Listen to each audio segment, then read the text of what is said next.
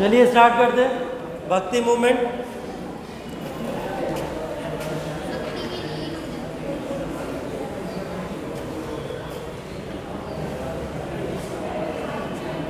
ठीक है, भक्ति मूवमेंट के बारे में बहुत सारी बातें कल कर ही ली थी हम लोगों ने।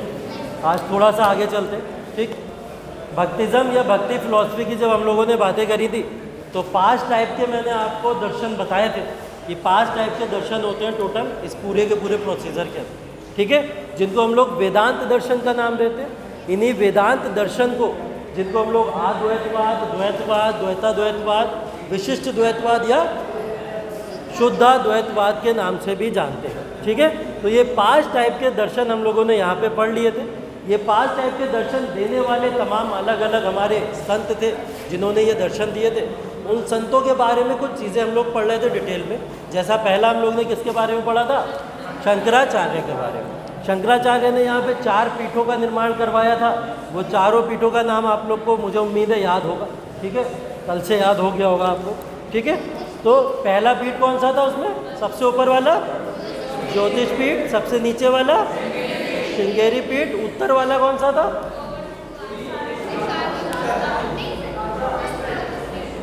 हाँ, फिर से बताओ, उत्तर वाला कौन सा था? दक्षिण वाला कौन सा था? पूरब वाला कौन सा था? गोवर्धन पीठ। पश्चिम वाला कौन सा था?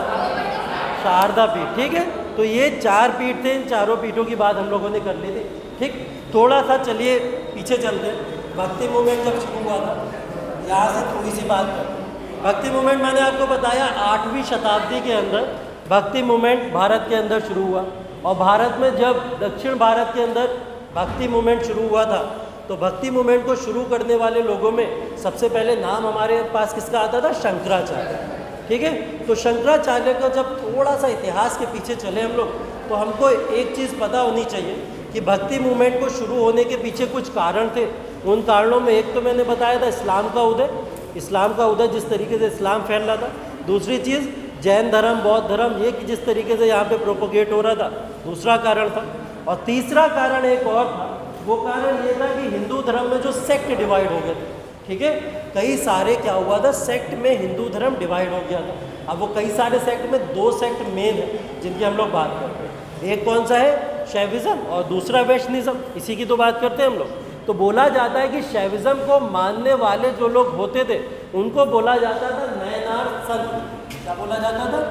नयनार संत।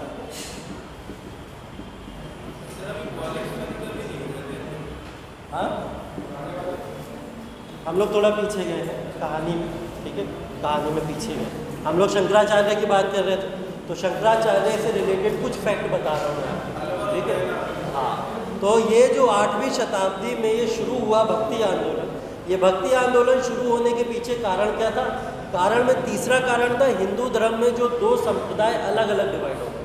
ठीक है, एक को हम लोग क्या बोलते हैं? नयनार संत, और दूसरों को क्या बोलते हैं? अलवर संत।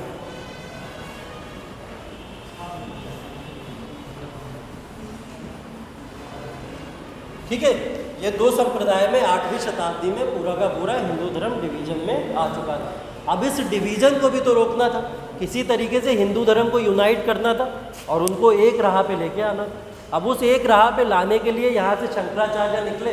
तो शंकराचार्य का जो मत था वो था नयनार संतों का। कहाँ से बिलोंग करते हैं वो? नयनार संतों से बिलोंग करते थे। तो यहाँ पे एक नाम शंकराचार्य जो था, कल इसकी बात हम लोगों ने यहाँ पे की नहीं थी क्योंकि ये आज बताने वाला पॉइंट था। ठीक है, तो शंकराचार्य जो निकले थे वो नयनार संतों में से निकले और नयनार अलवर संतों ने मिलकर ही आगे चल के पूरा का पूरा भक्ति आंदोलन चलाया। ठीक है, तो इन नयनार और अलवर संतों के द्वारा ही 8वीं शताब्दी के अंदर पूरे भारत के अंदर भक्ति आंदोलन का प्रसार हुआ। ठीक, एक क्वेश्चन जो कि इस तरीके से भी बनता है आपका कि भक्ति आंदोलन को शुरू करने वाले लोग कौन थे? पूछेगा नयनार संत थे या अलवर संत थे, तो कौन आ जाएगा इसमें? नयनार संत आ जाएंगे, क्योंकि शंकराचार्य यहाँ से रिलेटेड है। ठीक है, इसके बाद में हम लोगों ने बात की थी भक्ति की। भक्ति की डेफिनेशन बहुत सारे लोगों ने बताई। भक्ति में एक चीज़ कॉमन सबको मिली, वो चीज़ थी धर्म। और धर्म को पाने के लिए हमको क्या पाना पड़ता था? मोक्ष। धर्म का अगर ऑब्जेक्टिव देखें तो क्या था? मोक्ष। मोक्ष पाने के लिए आपको किस पे चलना पड़ेगा? भक्ति के मार्ग पे चलना पड़ेगा। भक्ति के मार्ग पे चलना पड़ेगा। भक्ति के मार्ग पे चलने के लिए 3 चीज़ों की आवश्यकता होती है। ठीक, भक्ति के मार्ग पे चलने के लिए 3 चीज़ों की आवश्यकता होती है, जिसमें सबसे पहली चीज़ क्या होती है? वो होती है कर्म। आपका कर्म, जो कर्म हम लोग करते हैं वो कर्म भक्ति के मार्ग की तरफ हमको लेके जाएगा। ठीक, दूसरी चीज़, भक्ति के मार्ग को और कैसे अचीव किया जा सकता है? दूसरी चीज़ है ज्ञान। दूसरी चीज़ क्या है? ज्ञान। ज्ञान के थ्रू भी हम लोग भक्ति को अचीव कर सकते हैं या भक्ति के मार्ग पे चल सकते हैं। भक्ति के मार्ग पे चलने के लिए क्यों चल रहे हैं हम लोग भक्ति के मार्ग पे? क्योंकि हमको धर्म अपना बनाना है और धर्म को मानने के बाद हमको मोक्ष मिलेगा। तो मोक्ष की प्राप्ति के लिए हमको ये मार्ग चुनने पड़ रहे हैं। ठीक है, तो ये मार्ग हमारे लिए एक तो कर्म का हो गया, एक ज्ञान का हो गया, और तीसरा मार्ग जो होता है वो खुद ही अपने आप में भक्ति कहलाता है। तीसरा मार्ग जो होता है वो खुद ही अपने आप में भक्ति कहलाता है। तो कर्म, हाँ, भक्ति मार्ग, भक्ति के 3 मार्ग हैं। पहला है कर्म, दूसरा है ज्ञान, तीसरा है भक्ति। ठीक है, ये दोनों संतों की वाणियाँ हैं। दोनों संतों, 8वीं शताब्दी के अंदर दोनों संतों ने मिलकर हिंदू धर्म के पुनर्जागरण की बात करी और उस पुनर्जागरण के लिए भक्ति के मार्ग को 3 तरीके से समझाया है। ठीक है, हाँ, नयनार से ही बिलोंग करते हैं शंकराचार्य। शंकराचार्य जो थे वो नयनार मत को मानने वाले थे। ठीक है, देखिए नयनार मत, इसको और थोड़ा समझ लो अगर नहीं समझ आया हो।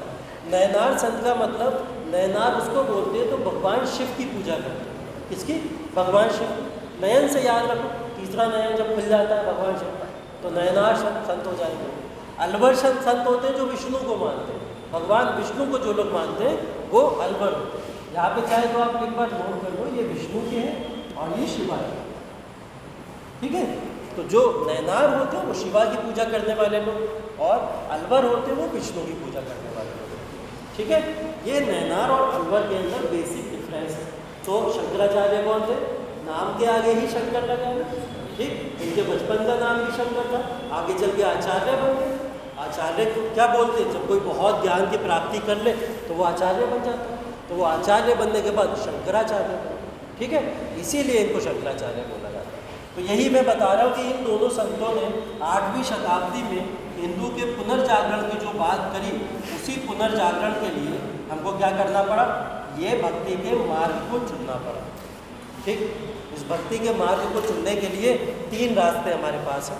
या तो अच्छे कर्म करिए, ठीक, या तो ज्ञान को अचीव कर लीजिए। ठीक, ज्ञान को अचीव करने का मतलब गीता, रामायण, ठीक है, या तमाम हमारे वेद जो हैं, उपनिषद जो हैं, उन सब की स्टडी करिए और ज्ञान को अचीव करिए।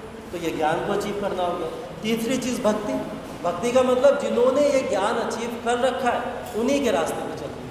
ठीक है, फॉलोअर्स होते हैं जो क्या होते हैं, खुद संत ना बन पाए, खुद ज्ञान ना ले पाए, लेकिन उन संतों के जो मार्ग बताए हुए हैं, उन बताए हुए मार्ग पे चलना शुरू कर, तो वो भक्ति का रास्ता हो जाता है। ठीक है, इसी भक्ति को कल मैंने एक्सप्लेन किया था। जिस भक्ति को कल मैं एक्सप्लेन कर रहा था आपके सामने, भक्ति कितने प्रकार की होती है? एक होती है सगुण भक्ति, एक होती है निर्गुण भक्ति। ये तो थी, एक होती है सगुण भक्ति और एक होती है निर्गुण। तो ये भक्ति का मार्ग जो है कैसे प्राप्त होगा? या तो सगुण भक्ति में आप अपने आप को डाल दीजिए या निर्गुण भक्ति में अपने आप को डाल दीजिए। 2 रास्ते हैं आपके पास में। इन दोनों में से जो भी रास्ते आप पकड़ लेंगे, उस रास्ते से आपको क्या होगा? ये मोक्ष की प्राप्ति हो जाएगी। सब कुछ करा क्यों जा रहा है? मोक्ष की प्राप्ति के लिए करा जा रहा है। सारे धर्म इसी के ऊपर डिपेंडेंट है। तो ये सगुण भक्ति के ऊपर मैंने जब आपको बात की थी, तो यहाँ पे मैंने आपको बताया था कि ये लोग मूर्ति की पूजा करते थे। मूर्ति की पूजा करते थे मतलब भगवान को एक आकार के फॉर्म में माना करते थे। बोलते थे भगवान का भी निराकार नहीं हो सकता, भगवान का एक आकार होता है और उस आकार को मानने वाले सगुण भक्ति के अंदर आते हैं। सगुण भक्ति के अंदर आने वाले लोगों के अंदर अगर मैं आपको एग्जाम्पल दूँ, जैसे रामानुजाचार्य की बात करी हम लोगों ने। रामानुजाचार्य भगवान राम की पूजा करते थे, वंदना करते थे और उनको एक फॉर्म में, एक आकार में, एक शेप में माना करते थे। तो इसलिए उनको क्या बोला जाएगा? सगुण भक्ति पे चलने वाला बोला जाएगा। तो वो सगुण भक्ति हो गई। ठीक, निर्गुण भक्ति का मतलब एक तरीके से आप, अच्छा, ये सगुण भक्ति के अंदर भी 2 तरीके हैं, इसको भी 2 पार्ट में डिवाइड किया। सगुण भक्ति को भी दो पार्ट में डिवाइड किया जाता है। एक होती है रामामय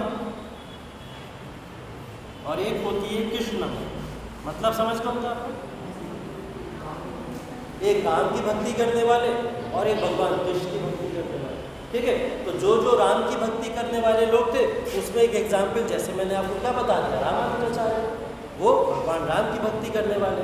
रामानंद है, भगवान राम की भक्ति करने वाले। ठीक है, आगे रायदास का नाम सुनेंगे, रविदास, भगवान राम की भक्ति करने वाले। कृष्ण भक्ति के अंदर अगर हम लोग एग्जाम्पल ले तो मीराबाई याद है, सबने मीराबाई को सुना होगा, तो कृष्ण भक्ति के अंदर चले जाइए, मीराबाई का बहुत बड़ा नाम आपको वहाँ देखने को मिलेगा। ठीक है, ये तो बोला गया कि इस भक्ति को दो पार्ट में डिवाइड कर दो, एक सगुण हो जाएगी, एक निर्गुण हो जाएगी। सगुण के अंदर भगवान के आकार या भगवान के एक शेप होगा जिसको हम लोग पूजा करते हैं, और वो क्या होगा, दो तरीके का, रामामय या कृष्णामय। ठीक है, निर्गुण भक्ति के अंदर बोला जाता है कि भगवान का कोई आकार नहीं होता। ठीक, क्या बोला जाता है, निराकार, जिसको मैं कल बता रहा था आपको कि भगवान का कोई आकार नहीं होता।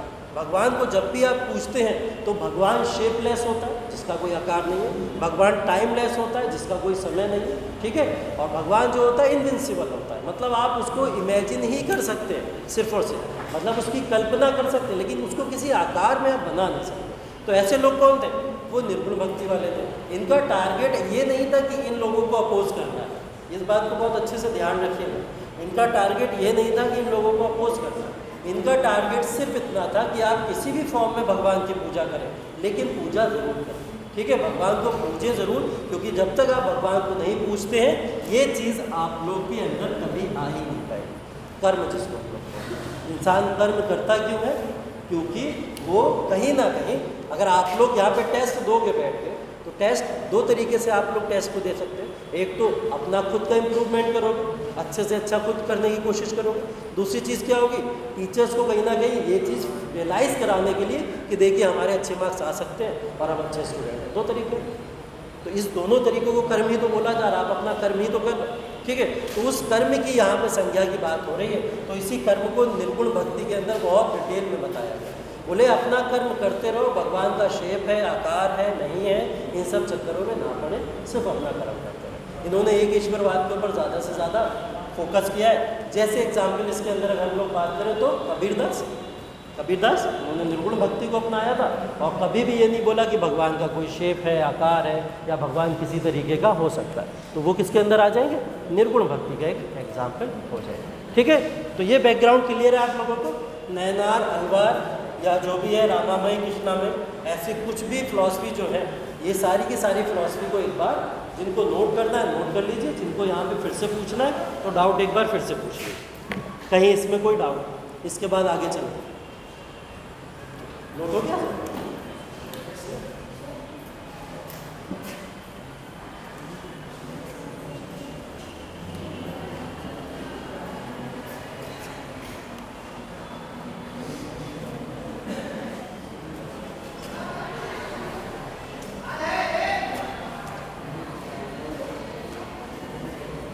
देखिए, जब भक्ति आंदोलन पढ़े ना, तो भक्ति आंदोलन को भक्ति के अंदर जाकर ही पढ़ेंगे तो बहुत मज़ा आएगा, है ना।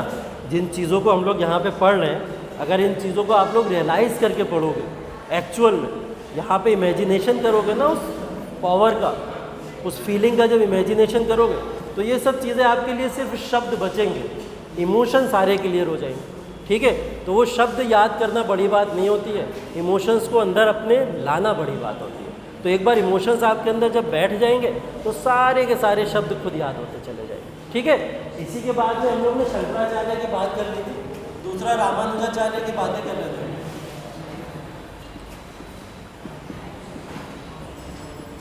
चलिए, अब ये वही सारे के सारे संत हैं जिन संतों ने इन्हीं रास्तों के ऊपर चल के लोगों को ज्ञान की प्राप्ति करवाई। ठीक है, बहुत सारे संत ऐसे हुए जिसमें कल एक नाम हम लोग शंकराचार्य पढ़ चुके थे, आज एक नाम थोड़ा सा रामानुजाचार्य के बारे में और बात कर लेते हैं। ठीक है, तो रामानुजाचार्य के बारे में मैंने बताया था आपको, इनका जन्म कहाँ हुआ था, तमिलनाडु के अंदर। ठीक है, इनका पूरा का पूरा जो कह सकते हैं हम लोग, इन्होंने जो अपने पूरा ज्ञान दिया वो कौन से प्रदेश में दिया था, आंध्र प्रदेश के अंदर दिया था। आंध्र प्रदेश में ज्ञान दिया है इन्होंने।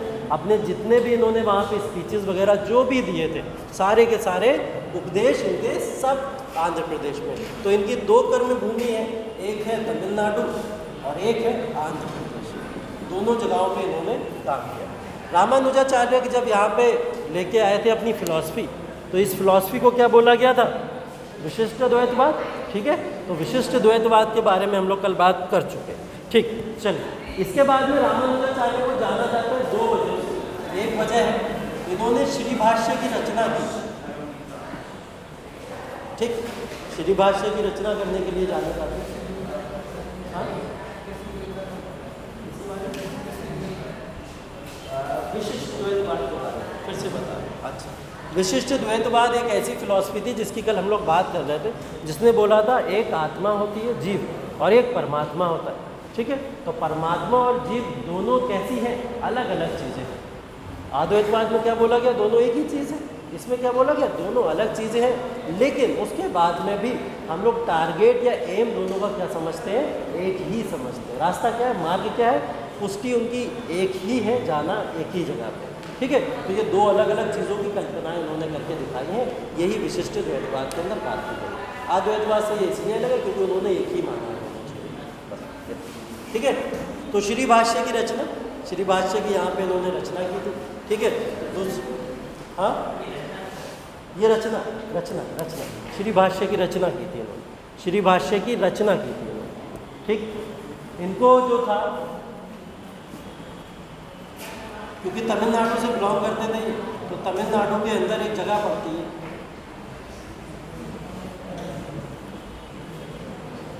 श्रीरंगपेटका। ठीक है, कौन सी जगह पड़ती है? श्रीरंगपेटका। ठीक, तमिलनाडु के अंदर एक जगह है श्रीरंगपेटका।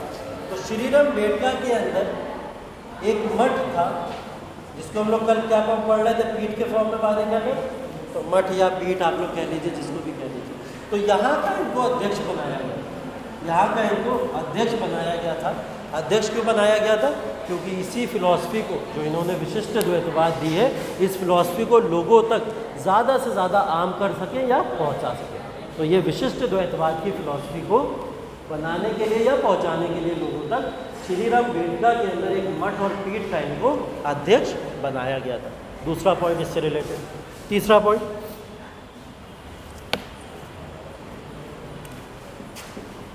तीसरा है श्रीरंग वैष्णवनाथ। ठीक, श्रीरंग वैष्णवनाथ अगेन फिर एक संस्था है। ठीक है, श्रीरंग वैष्णवनाथ अगेन फिर एक संस्था है, जो फिर कहाँ पे? तमिलनाडु के अंदर। और इस तमिलनाडु की संस्था के अंदर इनको यहाँ पे भी अध्यक्ष बनाया गया था। ठीक है, तो ये कहाँ पे अध्यक्ष रहे थे और कहाँ से इन्होंने प्रसार किया था, इन चीज़ों को नोट करना आपके लिए जरूरी है, क्योंकि अगर ये बात एमसीक्यूज में आ गई तो आपको परेशानी दे सकते हैं।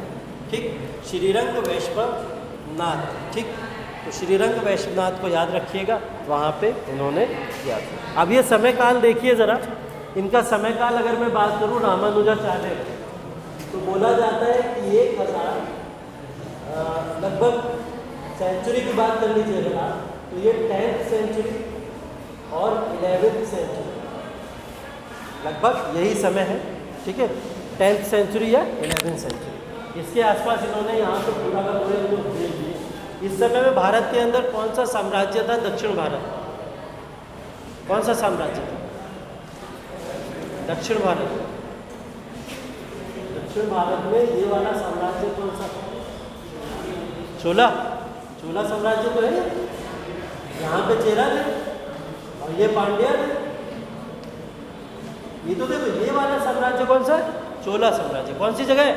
तमिलनाडु तो है, नीचे पूरा का पूरा रीजन तमिलनाडु है। तो चोला साम्राज्य के काल में ये काम कर रहे हैं कि नहीं कर रहे? तो चोला साम्राज्य ने इनको नियुक्त किया था। ठीक है, चोला साम्राज्य ने इनको नियुक्त किया था अपने राज दरबार के अंदर इन्हीं फिलॉसफीज़ को आगे बढ़ाने के लिए। तो विशिष्ट द्वैतवाद अगर फैली है फिलॉसफी, तो क्यों फैली है?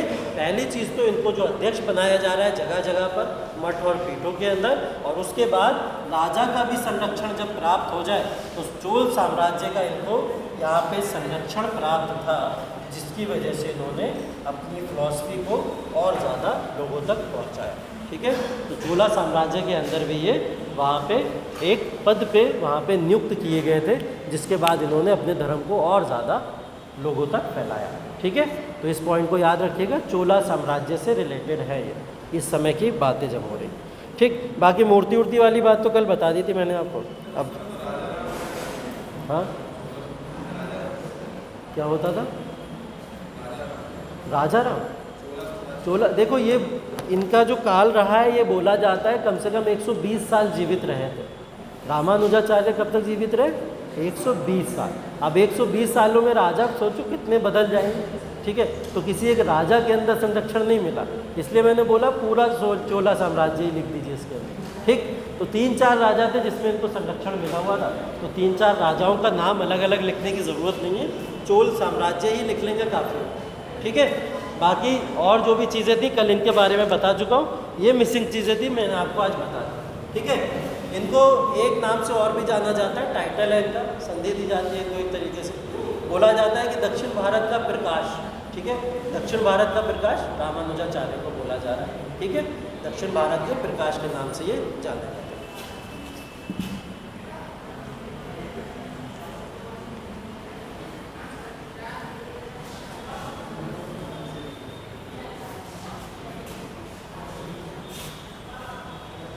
अगला नाम है निम्बकाचार्य।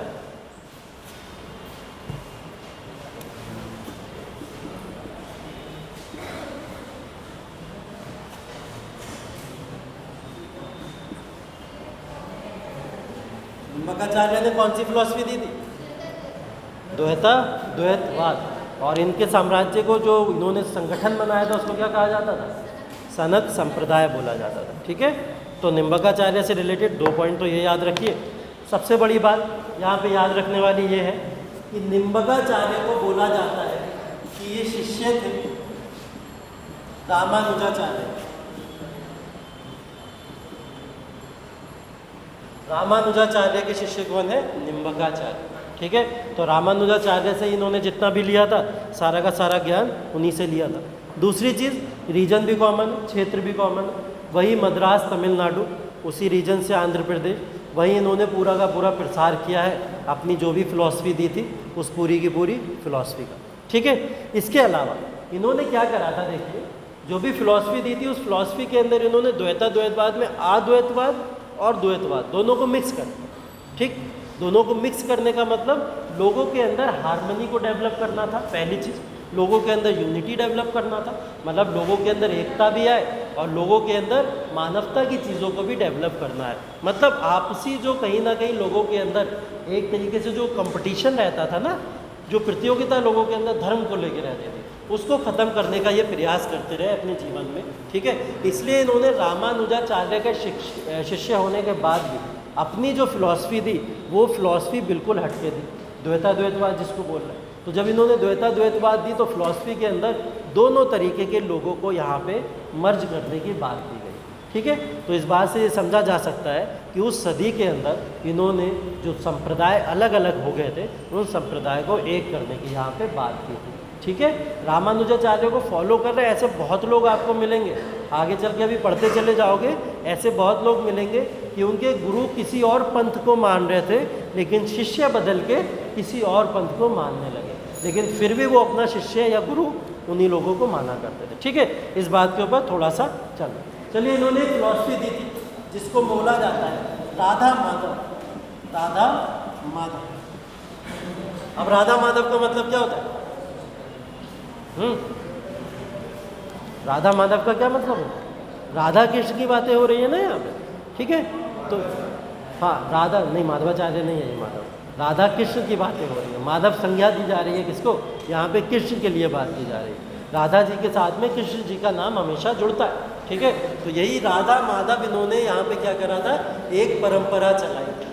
ठीक, उस परंपरा के अंदर क्या पता लगता है कि राधा माधव परंपरा चलाने से एक चीज़ तो ये क्लियर होती है कि जितना ये राधा जी को सम्मान दिया करते थे उतना कृष्ण जी को भी सम्मान दिया करते थे, पहली चीज़। दूसरी चीज़ इससे ये पता लगता है सगुण भक्ति को मानने वाले थे, और सगुण भक्ति में भी कौन होंगे? कृष्णमयी होंगे। क्लियर है ना? क्योंकि राधा माधव है तो सगुण भक्ति में भी कौन होंगे? ये कृष्णमयी होंगे। तो कृष्ण भगवान को मानने वाले थे तो कृष्णमयी कहलाएंगे आप। ठीक, इस बात को याद रखिए आप।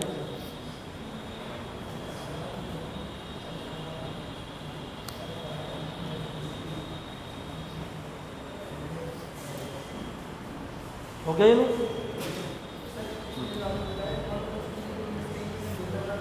अद्वैतवाद और द्वैतवाद, हाँ अद्वैतवाद, हाँ दोनों को मर्ज कर दिया। ठीक, एक पॉइंट और नोट कर लीजिए।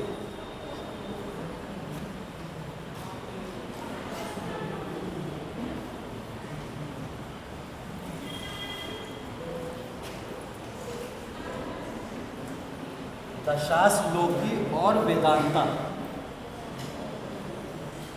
दशाश्लोकी और वेदांता, इन दोनों चीज़ों की इन्होंने रचनाएं की। ठीक है, दशाश्लोकी और वेदांता, इन दोनों चीज़ों की इन्होंने रचनाएं की। ठीक है, कोई संगठन नहीं है, कोई ऑर्गेनाइजेशन नहीं है, क्या है ये? रचनाएं हैं इनकी। तो इनकी रचना इन्होंने की थी।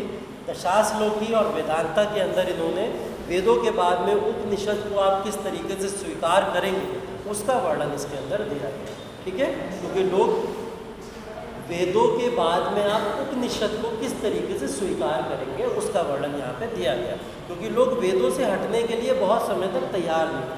ठीक है, तो वेदों से हट के लोग उपनिषद की तरफ कैसे ट्रांसफ़र होंगे उसकी यहाँ पे उन्होंने पूरी की पूरी व्याख्या की है कि दशाश्लोकी और वेदांता के अंदर इन तमाम चीज़ों को बताया गया। ठीक है, ये उपनिषद आपके कर्म, ज्ञान और भक्ति के रास्ते में किस तरीके से उपयोगी साबित हो सकते हैं उसका पूरा का पूरा वर्णन आपको याद है। ठीक है, निम्बकाचार्य अगेन एक बड़ा नाम है, याद रखिएगा इसको। इसके बाद में अगले जो है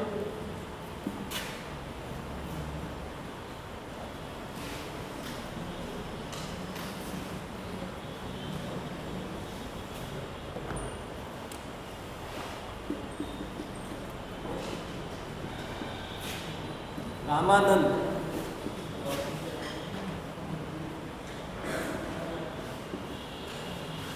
अगले जो है रामानंद। रामानंद के बारे में कल एक ही फैक्ट बताया था मैंने आपको। क्या बताया था? हाँ ना ना ना, ये नहीं बताया, एक ही फैक्ट बताया था बस, और शंकराचार्य से रिलेट करके बताया था। ओ सॉरी, रामानुजाचार्य से रिलेट करके बताया था। किसी को याद? हाँ, नहीं नहीं, ये नहीं। मैंने कल एक पॉइंट आपको बताया था कि रामानुजाचार्य के बाद में भक्ति का प्रचार प्रसार उत्तर भारत में कैसे हुआ। उत्तर भारत में जो मूर्ति लगने के बाद, हाँ, और मैंने एक पॉइंट और भी बताया था आपको। मैंने ये बोला था कि रामानुजाचार्य को फॉलो कौन करते थे? रामानंद, और रामानंद उत्तर भारत के सबसे बड़े संत कहलाए जाते हैं। तो ये पूरी की पूरी उनकी भक्ति को उत्तर भारत में लेके चले आए। तो उत्तर भारत में प्रचार प्रसार जो हुआ वो किसकी वजह से हुआ था? रामानंद की वजह से हुआ। ठीक है, तो उत्तर भारत के बहुत बड़े संत जिन्होंने यहाँ पे जितना भी प्रचार प्रसार किया वो कॉमन लैंग्वेज हिंदी के अंदर। ठीक, हिंदी भारत की कॉमन भाषा थी, तो ये बात लोगों को बहुत अच्छे से समझ में भी आई। तो उत्तर भारत में प्रचार प्रसार करने वाले रामानंद, और रामानंद ने जब ये प्रचार प्रसार किया कौन सी भाषा में किया? हिंदी के अंदर किया। ठीक है, तो हिंदी भाषा के सबसे बड़े संत कौन माने जाते हैं? रामानंद माने जाते हैं। रामानंद है तो आपको पता ही लग गया होगा कि सगुण भक्ति से लेना देना है इनका, और सगुण भक्ति में भी कौन है? रामामयी है। ठीक, रामामयी है, भगवान राम की वर्शिप करने वाले रामा, तो उससे इनको माना जाता है। इनके बोला जाता है टोटल 12 शिष्य थे। कितने शिष्य थे? 12 शिष्य। और 12 शिष्यों में कुछ बहुत बड़े बड़े नाम जो इसके अंदर आएंगे, उसमें पहला नाम आप लोग को याद रखना है, वो है संत रविदास। रविदास जयंती मनाते हैं ना फरवरी में, हर बार छुट्टी भी होती है। ठीक है, तो संत रायदास भी बोलते हैं। ठीक है, रायदास भी बोलते हैं, रविदास भी बोलते हैं, दोनों नाम हैं। तो संत रविदास किनके शिष्य हैं? रामानंद के। पहला एग्जाम्पल। दूसरा एग्जाम्पल लिखिए यहाँ पे, कबीरदास। कबीरदास भी किसके शिष्य थे? रामानंद के ही शिष्य थे कबीरदास, बहुत बड़ा नाम है कबीरदास। तीसरा, रानी पद्मावती का नाम सुना है सबने? जी, तो रानी पद्मावती भी किसकी शिष्या थी? वो रामानंद की शिष्या थी। ठीक है, तो ये कुछ ऐसे नाम हैं जो इनके शिष्य बने आगे चल के। तो शिष्य ही जब इतने ऊंचे कद के हैं तो गुरु कहाँ होंगे? ठीक है, तो यहाँ पे गुरु की जो बात हो रही है वही। क्या चीज़? रामानंद के गुरु रामानुजाचार्य को ही अपना गुरु मानते थे, रामानुजाचार्य। हाँ, 12 नहीं लिखा सकता ना, पूरे 12 कैसे? हाँ, मैंने बताया था रामानुजाचार्य ने दक्षिण भारत में भक्ति का प्रचार किया पूरा, ठीक। और उस भक्ति के प्रचार प्रसार को उत्तर भारत में कौन लेके आया? वो रामानंद। हाँ, रामानुजाचार्य ने, तेज बोलो, आवाज नहीं आती है यहाँ पे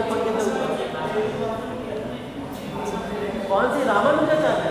रामानुजाचार्य वो तेलुगु वाले, तमिल की बातें हो रही है वहाँ पे, तमिल तेलुगु वाले। ठीक है, संस्कृत तमिल तेलुगु उसी में प्रचार प्रसार होगा वहाँ पे। जब दक्षिण भारत, जैसे उत्तर भारत में आ जाओ हिंदी समझ लो, ठीक है, कि हिंदी के अंदर प्रचार प्रसार होना शुरू हो जाएगा यहाँ पे। ठीक, नहीं, उत्तर भारत में ही जन्मे और उत्तर भारत में ही प्रचार प्रसार किया, क्योंकि इनके गुरु कौन है? रामानुजाचार्य, इसलिए उन्होंने उनकी सारी की सारी फिलॉसफी उत्तर भारत में लाके यहाँ पे पब्लिश करी।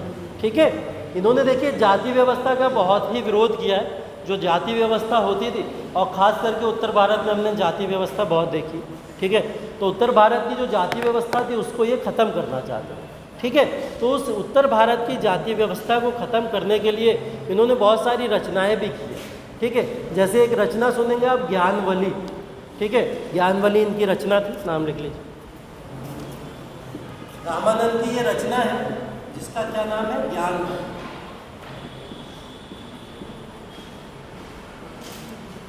ज्ञानवली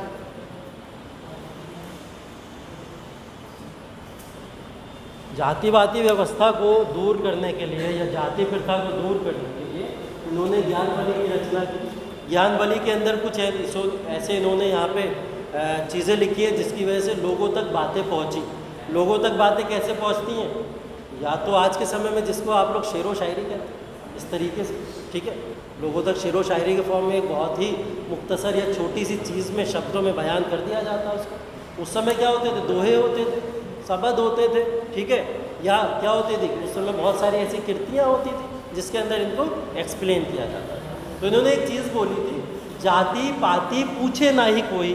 ठीक, जाति पाति पूछे ना ही कोई, हरि का भजे तो हरि जैसे हो। ठीक, क्या मतलब हुआ इसका? जाति पाति किसी का भी कोई, इससे कोई लेना देना नहीं होना चाहिए। आप हरि की पूजा कीजिए और हरि जैसे ही बन जाइए। तो संसार के अंदर जितने लोग हैं सब कैसे हैं?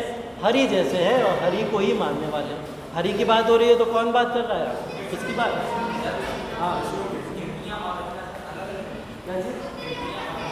कृतियाँ और रचना, कृतियाँ और रचना अलग अलग नहीं होती है। एक्चुअल में कृतियों को जब, चाहे आप कृतियाँ लिखिए, चाहे आप बुक लिखिए, चाहे आप किसी भी चीज़ को जब लिख देते तो उन सब लिखने को रचना बोल दिया जाता। आपने कुछ रच दिया, हर एक चीज़ रचना है। ठीक है, तो कृतियाँ और रचना इस तरीके से, रचना का एक पार्ट है कृति।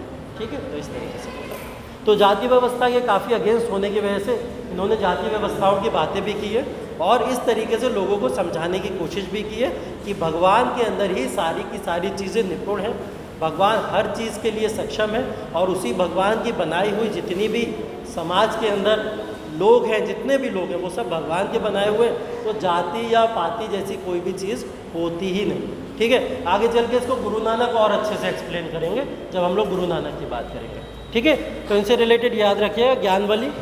ज्ञानवली को यहाँ पे नोट कर लीजिए और ज्ञानवली के अंदर इन्होंने रचनाएं की। अगले जो है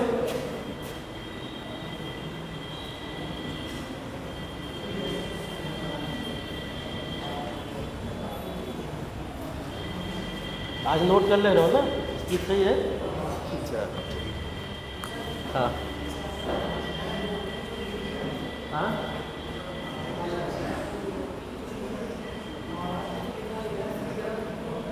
ग्रंथ क्यों लिखा है?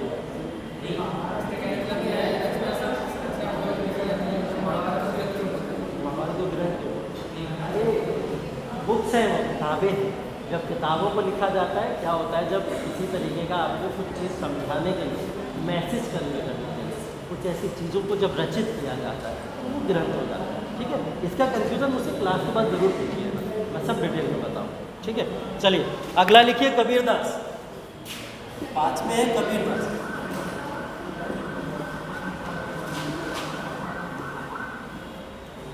कबीरदास, तो कबीरदास तो बचपन से ही पहली क्लास से पढ़ते चले आए आप लोग। ठीक है, हमेशा से आप लोगों ने पढ़ा है।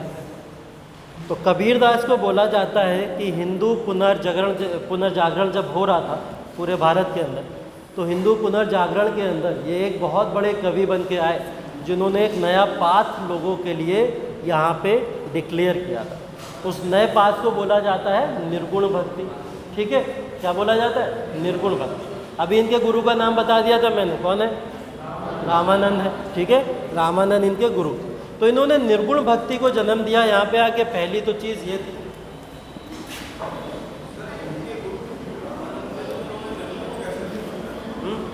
हाँ मैंने अभी कुछ देर पहले ये बात बताई थी। मैंने बोला था गुरु कुछ और मान रहे होंगे, शिष्य आके बदल देंगे, लेकिन उसके बाद में भी वो उनके गुरु रहते थे। गुरु माना जाता था क्यों?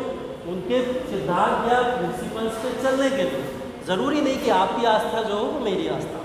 ठीक है, एक घर के अंदर पिता है, अगर वो हिंदू समुदाय से है, बेटा क्रिश्चियनिटी को अपना लेता है, तो इसका मतलब ये थोड़ी वो उनके सिद्धांतों से हट गया, सिर्फ धर्म से ही तो हटा। ठीक है, तो सिद्धांत वही रहते हैं, धर्म से वो हट जाते हैं। चलिए, तो ये निर्गुण भक्ति को यहाँ पे प्रोपोगेट करने वाले थे। कबीरदास के बारे में थोड़ा सा पीछे चल के अगर मैं बताऊँ आपको, तो कबीरदास का जन्म माना जाता है किसी एक शायद ब्राह्मण फैमिली में हुआ, क्योंकि ये क्लियर नहीं है, किसी को भी इस बारे में पता नहीं था, क्योंकि ये मिले थे किसी को मंदिर के बाहर रखे हुए। एक बच्चा जो था वो बाहर रखा हुआ था और वो मिला था। किसको मिला था ये बच्चा? जुलाहे थे दो, ठीक है, वेवर्स जिनको बोला जाता है। ठीक है, उनका नाम था निर्मा। निर्मा मतलब अरे विराट अनुष्का को मिला के विरुष्का बन गया ना, तो नीरू और नीमा को मिला के निर्मा बन जाए। ठीक है, तो बस दोनों को मिला दो। एक थे नीरू और एक थी नीमा। ठीक है, नीरू और नीमा, ये दोनों लोग। बताओ पिता कौन है, माता कौन है? नीरू पिता है, नीमा माता है। सब लोग बोल रहे हैं, सभी लोग? नहीं सर। हाँ।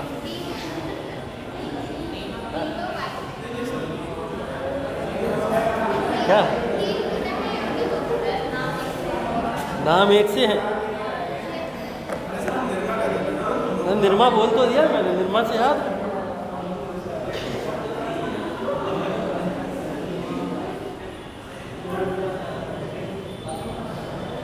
हाँ भाई देखिए, नीरू जो है वो पिताजी है, ठीक है, और नीमा जो है वो माताजी।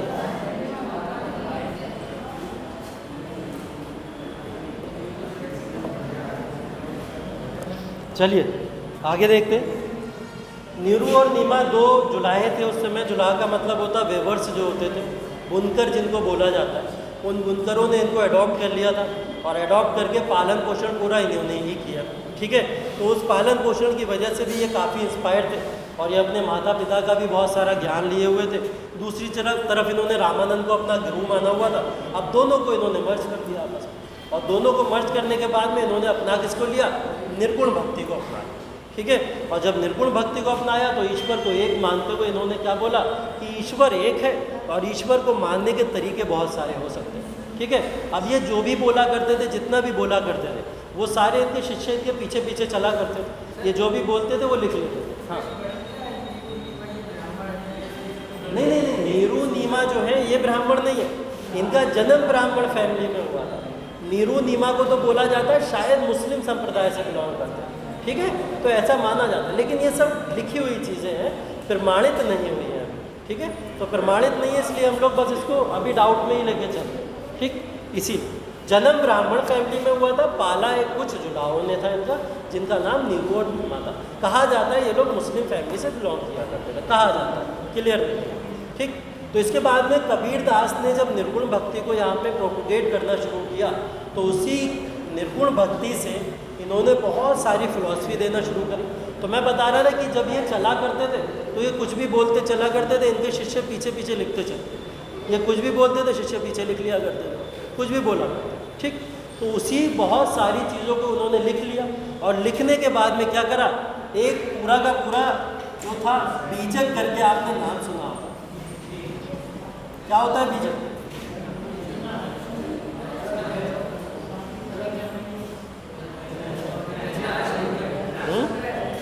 अब सब रचनाएं बोल दो तुम लोग, सब रचनाएं। हाँ, कुछ वही है। तो इसको बोलते क्या है? बीजक का मतलब है कबीर दास की होली बुक, पवित्र ग्रंथ।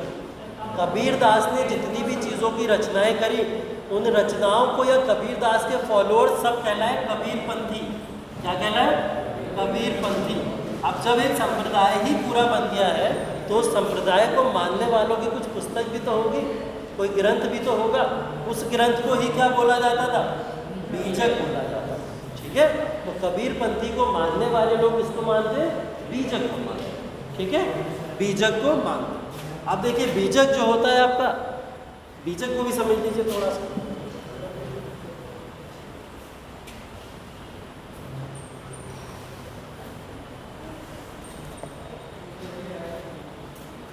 बीजक देखिए, मैंने बोला कि ये जब कुछ लिखा करते थे, इनके शिष्य पीछे भागते भागते बहुत सारी चीज़ों को लिख लिया करते थे, ठीक है, लिखते रहते थे पीछे भाग भाग। तो कुछ चीज़ों की रचनाएं जो हुई उनको बोला गया शब्द। क्या बोला गया? शब्द। शब्द नहीं है, शब्द। क्या है? शब्द। दूसरी चीज़, इनको जो भी रचनाएं की गई, उन रचनाओं में दूसरी आई सखी। अरे साखी बोलो, हाँ, सखी का मतलब ठीक, साखी, ठीक है, साखी। अंग्रेजी में सखी लिखा जाता है ना, तो वो सखी ही प्रोनाउंशिएट किया जाता है, साखी। तीसरी चीज़ होती थी, हाँ, कबीरपंथी के लोग बीजक को मानते थे। और बीजक 3 पार्ट में क्लासीफाई करा जा रहा है, ठीक है। पहला है शब्द, दूसरा है साखी, और तीसरा है रमैनी, ठीक। बीजक क्या है? बीजक इज अ कंपाइलेशन या कंपोजिशन ऑफ दीज 3 थिंग्स, ठीक है, जिसमें शब्द भी आ जाएगा, साखी भी आ जाएगा और रमैनी भी आ जाएगा। तो बीजक को एक ऐसा ग्रंथ बोला गया जिस ग्रंथ के अंदर शब्द भी है, साखी भी है और रमैनी, ठीक है। तो इन सब चीज़ों की जो भी यहाँ पे संगठन बन के एक बहुत बड़ी किताब तैयार हुई, उसको बीजक बोला जाता है, ठीक है। क्या होता है शब्द? सबने सुना है ना, गुरुद्वारे के अंदर बहुत सारी चीज़ें जब आप लोग जाते हो या सुनते होगे या टीवी पे भी कभी कभी देखते होगे, तो वहाँ पे शब्द होता है। शब्द का मतलब क्या होता है? भगवान की उपासना की जाती है, वो अपने तरीके से करते हैं। तो उसी उपासना को जब यहाँ पे करा गया, तो वही उपासना जब लिखी गई तो वो शब्द के फॉर्म में लिखी गई। बोलिए, ईश्वर की पूजा करिए, और ईश्वर की पूजा करने के लिए शब्दों की ज़रूरत होती है, ठीक। सिर्फ मन में सोच के ईश्वर की पूजा नहीं की जा सकती। किसकी ज़रूरत है? शब्दों की ज़रूरत है। और वही शब्दों का उच्चारण जब किया गया, वही शब्द कहलाता है आपको, ठीक है। साखी किसको कहते हैं? साखी बोला गया म्यूज़िक का जो कंपोजिशन होता है, जहाँ पे म्यूज़िक को ऐड कर दिया जाए। म्यूज़िक का कंपोजिशन का मतलब आपने सुना होगा, जैसे कबीर दास के बहुत सारे दोहे हैं, दोहे होते हैं, कबीर दास के बहुत सारे दोहे। उन दोहे में जैसे एक दोहा अगर आप लोग सुनो, अगर कुछ याद आ रहा हो मुझे, तो हाँ, नहीं, अच्छा वाला सुनाएंगे, ये सब तो कॉमन है।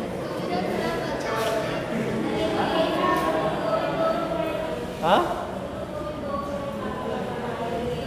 हाँ हाँ, बहुत सारे। तो जो भी दोहे होंगे, उन सारे के सारे दोहों का कंपाइलेशन क्या कहलाएगा? वो सब ये साखी के अंदर आ जाएगा।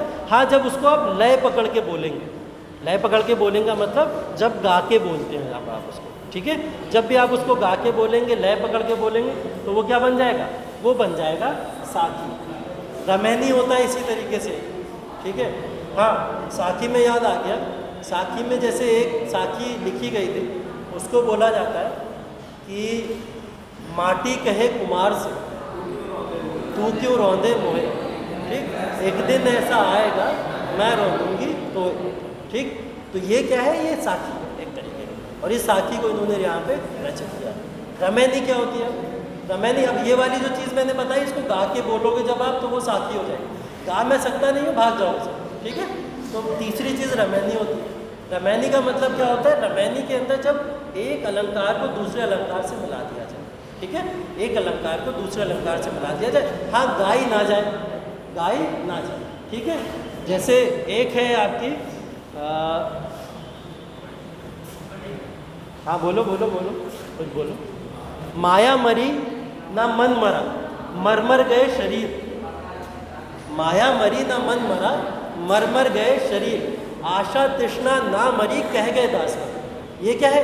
ये रमैनी। इसके अंदर रमैनी का जब इस तरीके से इस चीज़ को बोला जाए, जैसे मैंने बोला ऐसे ही बोला, तो ये क्या हो जाती है? रमैनी। इसको गाया नहीं जाए तो ये रमैनी कहलाएगी, ठीक है। तो इन तीन तरीके से इन्होंने पूरा का पूरा एक अपना बुक तैयार की थी। किसने? कबीरदास ने तैयार नहीं किया, उनके शिष्यों ने तैयार, जो उनके फॉलोअर थे उन्होंने तैयार किया। तो इस सारी की सारी चीज़ को तैयार करके इसको एक नाम क्या दे दिया गया? बीजक, ठीक है। तो इसको बोला जाता है बीजक। दोहा साखी, साखी को बहुत पार्ट में डिवाइड किया गया है। चौपाई भी आएगी, चौपाई भी आएगी, दोहा भी आएगा, छंद भी आएंगे, तो बहुत सारी चीज़ें उसके अंदर आ जाती हैं। साखी को उस तरीके से समझ लो, ठीक। चलिए, इनके जो डिसाइपल थे या शिष्य, कबीरदास के शिष्यों के अंदर एक नाम आएगा दादू दयाल का।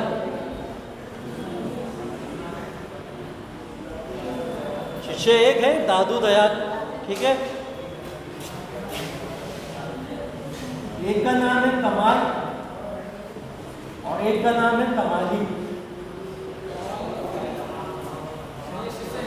ये तीनों शिष्य हैं, कमाल और कमाली, और कोई भी है? बताइए कौन? पुत्र और पुत्रियां, मतलब पुत्री, ठीक है। ये कबीरदास के पुत्र का नाम था कमाल और कबीरदास की पुत्री का नाम था कमाल, ठीक है। इन्होंने ही आगे चल के कबीर पंथी को भारत के अंदर प्रोपोगेट या सर्कुलेट किया, ठीक है। तो कमाल और कमाली भी इनके शिष्य थे और दादू दयाल भी इनके शिष्य थे। इस चीज़ को याद रखिए।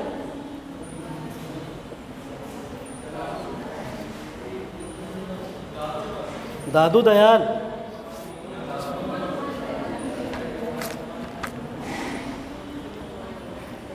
ठीक है।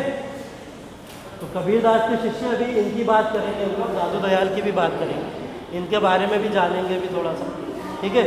तो कबीरदास के बारे में कुछ ये चीज़ों को याद रखिएगा। इससे ज़्यादा चीज़ें भक्ति में आपके अंदर नहीं है। चैप्टर कबीरदास का पढ़ोगे तो पूरा दिन लग जाएगा, ठीक है, बहुत बड़ा चैप्टर। कबीरदास के जितने भी चीज़ों को यहाँ पे, जब कबीरदास ने कुछ चीज़ों को बोला, उन चीज़ों को एक तो बीजक के अंदर लिखा गया और एक गुरु ग्रंथ साहिब के अंदर भी इनके बहुत सारी चीज़ों को लिखा गया, ठीक है। गुरु ग्रंथ साहिब सिखों की क्या है? पवित्र पुस्तक है, और जिस पवित्र पुस्तक के अंदर कबीरदास की बहुत सारी वाणियों को लिखा गया, तो इससे इम्पोर्टेंस पता लगती है कबीरदास की, ठीक है। तो कबीरदास की इम्पोर्टेंस यहाँ पे ये। चलिए, कबीरदास के बाद में अगले पे आते हैं। कबीरदास का समयकाल बताएगा कोई? कबीरदास का समयकाल क्या था?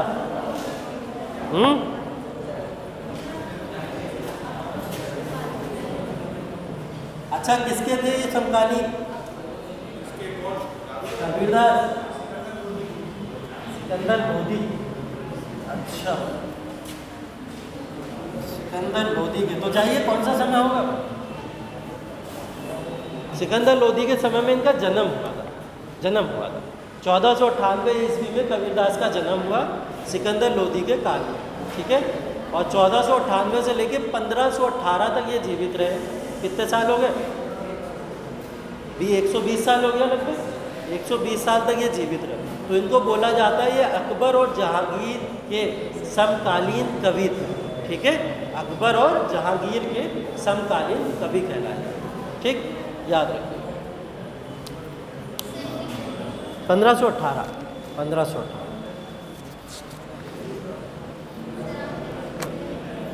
हाँ, आप कबीरदास उत्तर प्रदेश से हैं, ये बात को ध्यान रखिएगा, बनारस, ठीक है।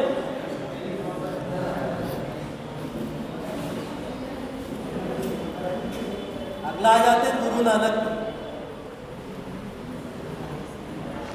गुरु नानक की भक्ति बता दीजिए, कौन सी भक्ति फॉलो करते हैं? सगुण भक्ति, निर्गुण भक्ति? निर्गुण, ठीक है, निर्गुण भक्ति, चलिए ठीक। निर्गुण भक्ति को फॉलो करते थे।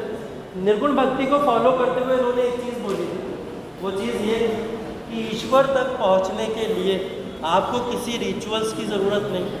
रिचुअल्स का मतलब जो आप प्रथाएं तरह तरह की अपनाते हैं ईश्वर को प्राप्त करने के लिए, उन प्रथाओं की ज़रूरत नहीं है। दूसरी चीज़, आपको पुजारी की ज़रूरत नहीं है, प्रीस्ट की भी ज़रूरत नहीं, ठीक है। आप ईश्वर तक डायरेक्टली भी पहुंच सकते हैं अपनी श्रद्धा के अनुसार, ठीक। तो इन्होंने निर्गुण भक्ति को अपनाया और निर्गुण भक्ति को अपनाते हुए दो चीज़ों को बहुत क्लैरिफाई कर दिया। पहली चीज़, किसी रिचुअल्स या प्रथाओं की ज़रूरत नहीं है ईश्वर तक पहुंचने के लिए, और दूसरी चीज़, आपको ईश्वर तक पहुंचने के लिए किसी पुजारी की ज़रूरत नहीं है, किसी भी मीडिएटर की ज़रूरत नहीं, आप ईश्वर तक डायरेक्ट पहुँच सकते हैं। ये था गुरु ग्रंथ साहब का कहना। देखिए, गुरु ग्रंथ साहब ने क्या करा था, कास्ट सिस्टम, जिसको हम लोग जाति व्यवस्था कहते हैं, उस जाति व्यवस्था के ऊपर इन्होंने गहरी चोट पहुंचाई, ठीक। वो चोट कैसे पहुंचाई थी? इन्होंने एक बहुत प्यारी बात बोली। वो बात ये बोली कि ईश्वर महाशक्तिशाली है, ईश्वर से सबसे ज़्यादा सर्वशक्तिमान तो ईश्वर ही है ना, तो ईश्वर से शक्तिमान कुछ नहीं। तो जब ईश्वर ने किसी भी लोगों को जब दुनिया के अंदर भेजा, पैदा किया, तो ईश्वर ने ना तो किसी की जाति बना के पैदा किया, ना तो किसी का धर्म बना के पैदा किया, और ना ही उसे किसी व्यवस्था के अंदर बांधा। तो जब इतना सर्वशक्तिमान हो कि वो किसी की जाति नहीं जानता, तो हम मामूली से इंसान होके किसी की जाति क्या जानते हैं? कौन होते हैं हम लोग किसी को किसी जाति के अंदर रखने वाले? तो गुरु नानक ने इस बात को कहते हुए जाति व्यवस्था पे बहुत गहरी चोट पहुंचाई है कि जो लोग जाति व्यवस्था के जाल में फंसे हुए हैं वो उसी ईश्वर को मान रहे हैं जो ईश्वर किसी जाति व्यवस्था को नहीं मानता, ठीक है। तो सबसे पहली चीज़ यही थी कि जातीय व्यवस्था को पूरी तरीके से इन्होंने नकार दिया, कोई भी जातीय व्यवस्था नहीं होगी। दूसरी चीज़, सिख संप्रदाय को शुरू करने वाले गुरु, ठीक है, गुरु नानक, लिखने की ज़रूरत नहीं है, आपको पता है। तो सिख संप्रदाय को शुरू करने वाले गुरु नानक ही थे। इन्होंने सिख संप्रदाय को शुरू किया और इसके बाद में टोटल कितने गुरु आए? टोटल सिख संप्रदाय में कितने गुरु आए? 10 गुरु आए। अंतिम गुरु का नाम गुरु गोविंद सिंह। गुरु गोविंद सिंह के बाद में क्या हुआ? किसको फॉलो करने लगे सिख समुदाय के लोग? गुरु ग्रंथ साहिब को। गुरु ग्रंथ साहिब ही को उन्होंने क्या मान लिया? अपनी अगली पुस्तक मान लिया, अपना अगला गुरु मान लिया। उसके बाद में वो उसी को फॉलो करते हैं, ठीक है। तो गुरु नानक की दी हुई शिक्षाओं को आगे चल के उन 10 गुरुओं ने क्या करा? पूरे भारत में प्रोपोगेट किया, सर्कुलेट किया, ठीक है। और वो शिक्षाओं के अंदर जो सबसे बड़ी शिक्षा गुरु ग्रंथ साहिब मिलेगी और उस गुरु ग्रंथ साहिब को लोगों तक पहुंचाया। इनकी बात हम लोग यहाँ पे इसलिए कर रहे हैं क्योंकि ये निर्गुण भक्ति से लेना देना था इनका। इन्होंने भगवान ईश्वर को एक बताया और वो बताते हुए जातीय व्यवस्था को पूरी तरीके से समाप्त करने की बात है। किसके समकालीन है? किसके समकालीन है? चलो काल भी बता दे रहा हूँ, बहुत न्यूज़ में था भी 2 साल पहले 550वीं बरसी मनाई गई थी ना इनकी, तो उस वजह से बहुत न्यूज़ में आया था। यूपीएससी ने क्वेश्चन भी उसके बाद पूछा इस पर, ठीक। तो ये 1469 से लेके 1539 तक यहाँ पे थे। बताइए तो किसका काल है? हाँ, बाबर। चलिए बाबर भी हो सकता है, हाँ। हुमायूं का भी काल हो सकता है, हुमायूं का भी, बाबर का काल, हुमायूं का काल। दिल्ली सल्तनत में चले जाइए तो फिर सिकंदर लोदी, इब्राहिम लोदी सभी हैं, लेकिन नाम याद रखिए यहाँ पे सिकंदर लोदी का, क्योंकि सिकंदर लोदी के समय पे इन्होंने सिख समुदाय की शुरुआत की। कब शुरू किया है? सिकंदर लोदी के काल।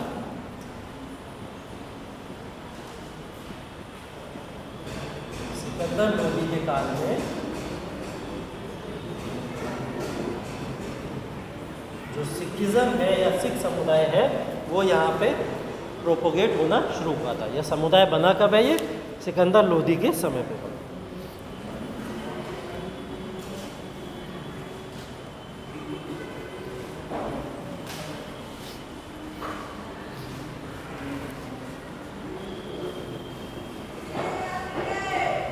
चलिए, तो जब इन्होंने सिखिज़्म को शुरू किया तो सिखिज़्म को शुरू करने के बाद में इन्होंने नाम दिया था जिसको आज के समय में आप लोग वाहे गुरु के नाम से जानते हैं।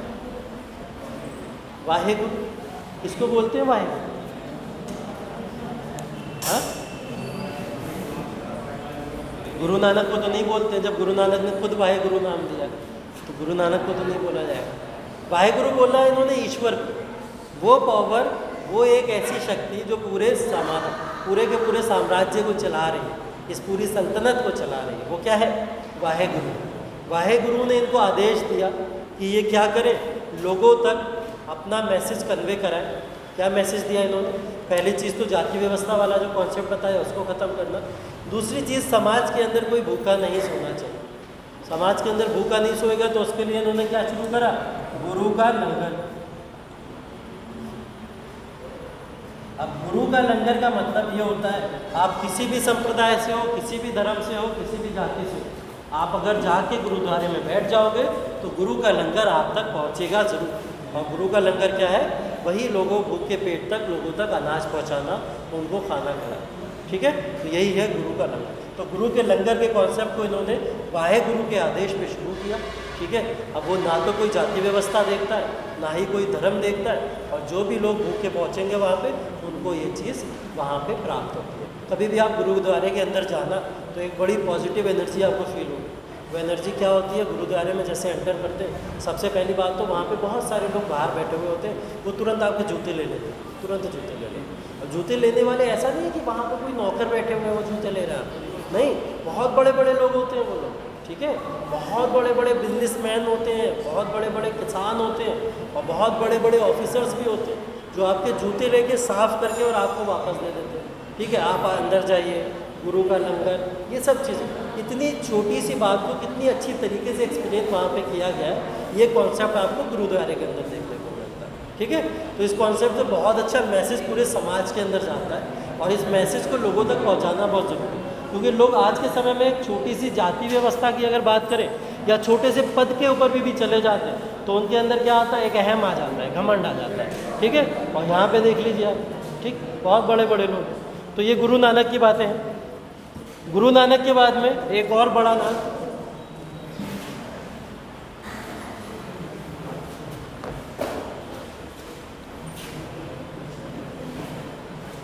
चैतन्य महाप्रभु।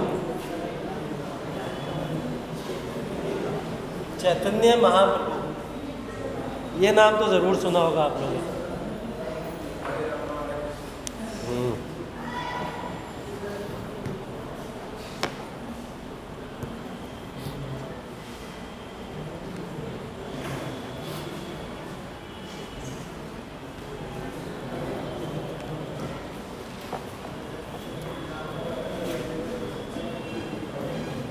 विश्वाम्बर, या एक और नाम इनको दिया जाता है गौरंग प्रभु। ये चैतन्य महाप्रभु के दूसरे नाम है, जिन उपाधियों से इनको संबोधित किया जाता है या बुलाया जाता है। ठीक है, तो चैतन्य महाप्रभु को आप विश्वाम्बर भी बोल सकते हैं, गौरंग प्रभु भी बोल सकते हैं, या गौरंग महाप्रभु भी बोल सकते हैं। ठीक है, ये उनकी कुछ उपाधियां हैं, जिन उपाधियों से ये पहचाने जाते हैं। ठीक, ये रहने वाले थे एक्चुअली में वेस्ट बंगाल में। हाँ, दोनों ही नहीं के नाम। और क्या कबीरदास का नाम लिखूंगा भाई? इसके कहाँ के रहने वाले थे? बंगाल के रहने वाले थे। ठीक है, तो बंगाल के रहने वाले थे। बंगाल के अंदर इन्होंने प्रचार प्रसार किया इस पूरे संप्रदाय का। पहली चीज़, सगुण भक्ति से लेना देना था इनका, और सगुण भक्ति के अंदर भी किसके थे? किससे बिलोंग करते थे? हाँ, अभी किसी ने बोला था हरे रामा हरे कृष्णा। हाँ, हरे रामा हरे कृष्णा को इन्होंने ही उसकी उत्पत्ति की। ठीक है, जो हरे रामा हरे कृष्णा जो सुनते हैं आप लोग, उसकी उत्पत्ति करने वाले यही है। तो अगर सगुण भक्ति के अंदर आप लोग जो मैं बोल रहा हूँ, एक कृष्णमयी है, एक रामामयी है, दोनों फिलॉसफी। तो ये कृष्णमयी रामामयी दोनों का नाम ले रहे हैं।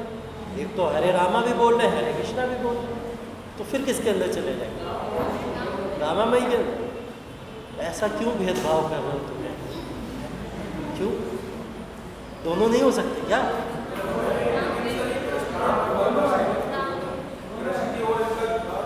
एग्जैक्टली था बिल्कुल।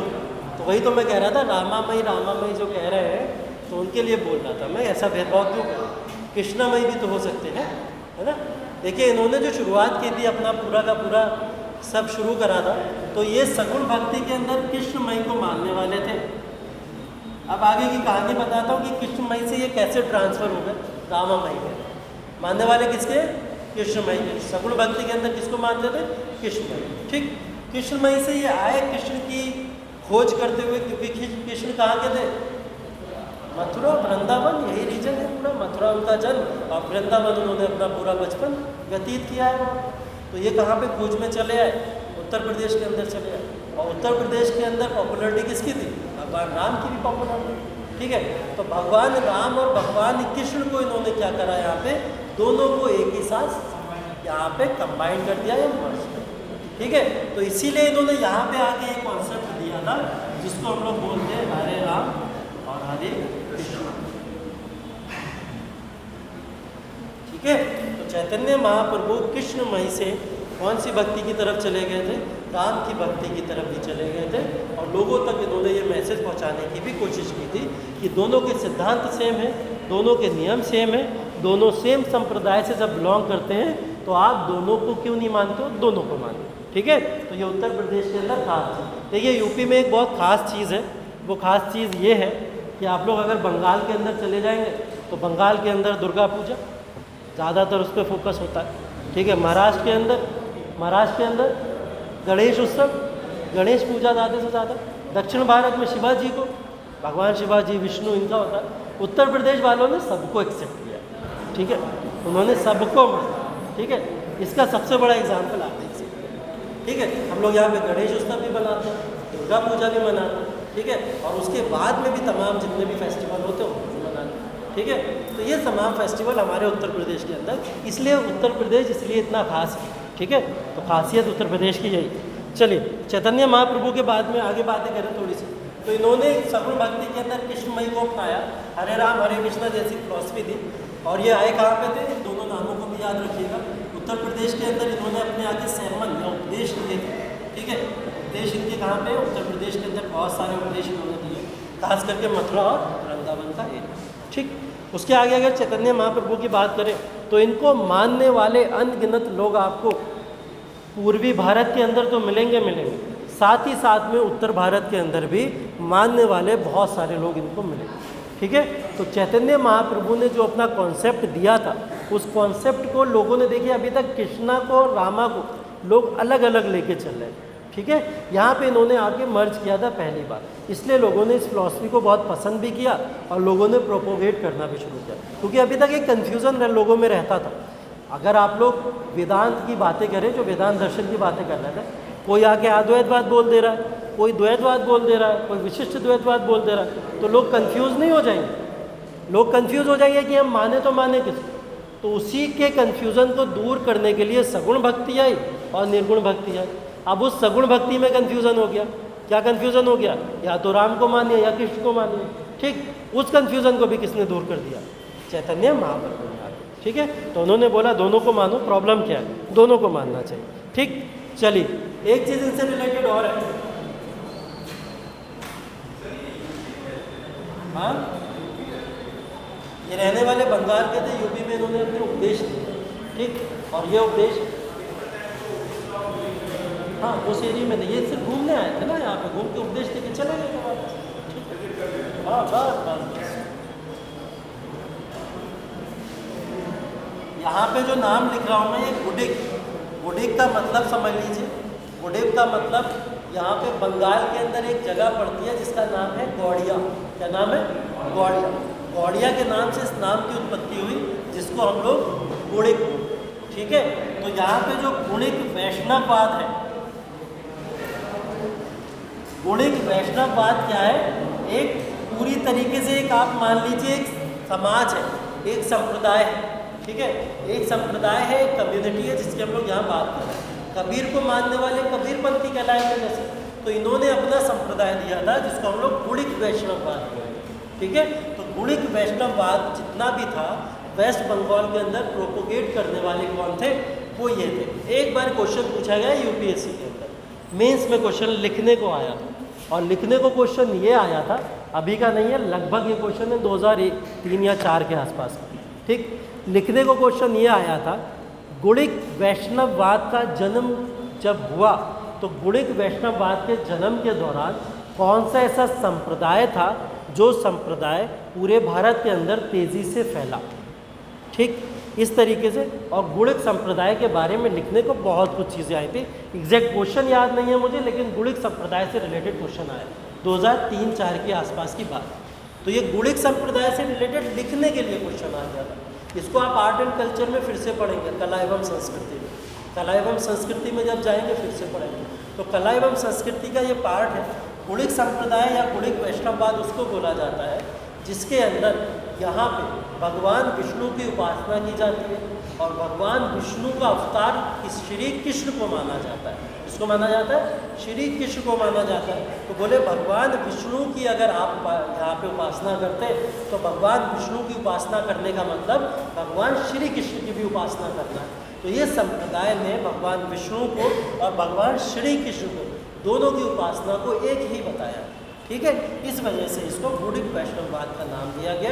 और ये कहाँ पे पूरी तरीके से बंगाल के अंदर आपको बहुत पॉपुलर दिखेगा। इस संप्रदाय के लोग आज तक वहाँ पे देखने को मिलते हैं। ठीक है, और इसको फॉलो करते हैं।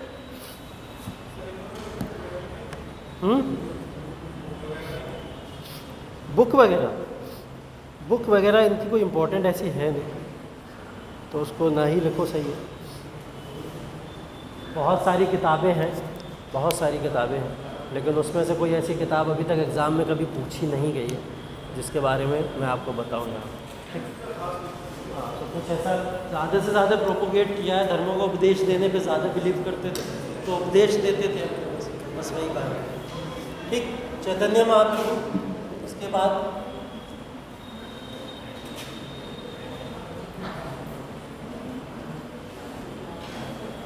कितने हो गए टोटल?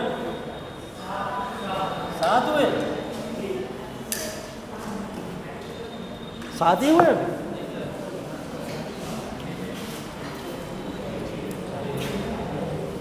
इसके बाद में मीराबाई।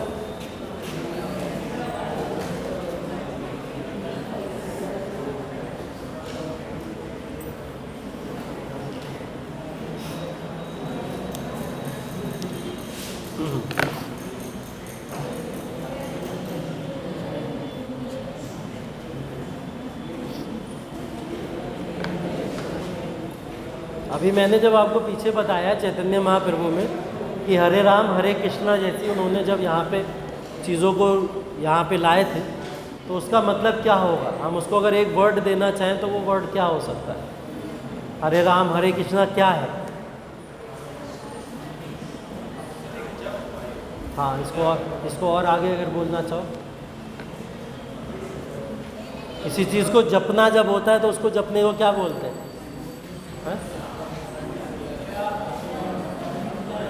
हरे राम हरे कृष्णा क्या है? कीर्तन है, कीर्तन है, कीर्तन बोला जाता है। ठीक है, अरे ये तो पूरा का पूरा कीर्तन है, इसका तो ये फर्स्ट लाइन है सिर्फ हरे राम हरे कृष्णा। हाँ हाँ हाँ, तो जितनी भी कीर्तन की यहाँ पे इस्टेब्लिशमेंट हुआ है, कीर्तन अगर पहली बार उपयोग में आया तो वो चैतन्य महाप्रभु के समय में ही आया। ठीक है, उससे पहले कीर्तन जैसी कोई चीज़ नहीं थी। तो कीर्तन अगर आया तो किसके समय में आया? चैतन्य महाप्रभु। लिखा सब गया था लेकिन उसको इन्होंने कीर्तन में कन्वर्ट कर दिया। कीर्तन में कन्वर्ट करने के लिए लोगों का इंटरेस्ट बनेगा उसमें।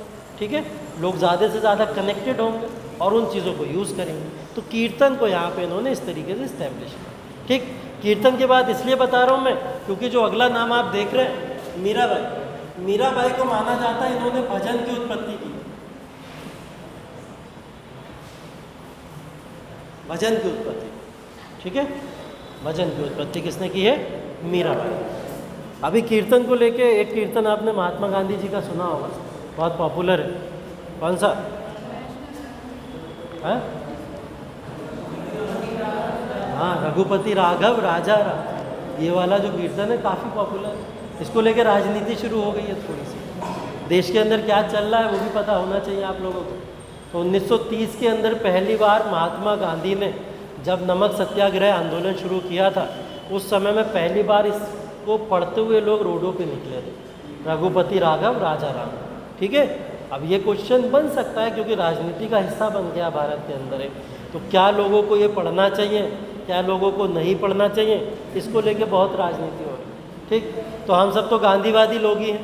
ठीक, तो सारे के सारे गांधीवादी तो इसको जपेंगे ही भाई, जपना है ही इसको, क्योंकि ये गांधीवादी चीज़ है ये, और जो कहीं ना कहीं पूरे समाज को मिला के चलाने की बात करता है। ठीक है, तो ऐसी राजनीति में ना पड़िएगा। आगे देखते हैं मीराबाई। मीराबाई को बोला जाता है कि ये सगुण भक्ति की मानने वाली थी। मीराबाई किसकी शिष्या थी? शिष्या पूछ रहा हूँ मैं, भक्त नहीं पूछ रहा हूँ। हाँ, तुलसीदास की, रायदास, रायदास की थी, शंकराचार्य, कितने नाम बोले? हाँ, रायदास या रविदास जिनको हम लोग बोलते हैं। ठीक है, रायदास या रविदास जिनको बोलते हैं।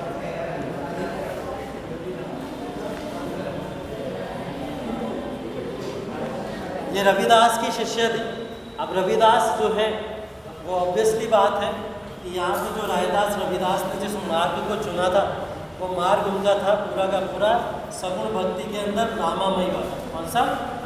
रामा। ठीक है, उसके बाद फिर से देखिए शिष्या इनकी क्या है? कृष्णामयी।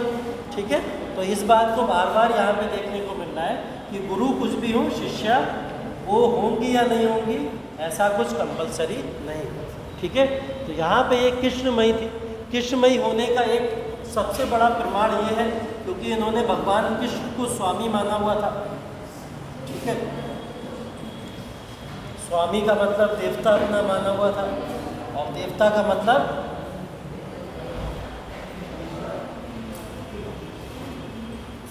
मतलब स्वामी का मतलब क्या होता है?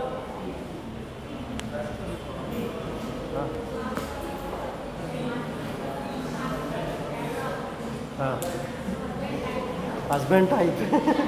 हस्बैंड टाइप नहीं मानती थी, हस्बैंड ही मानती थी।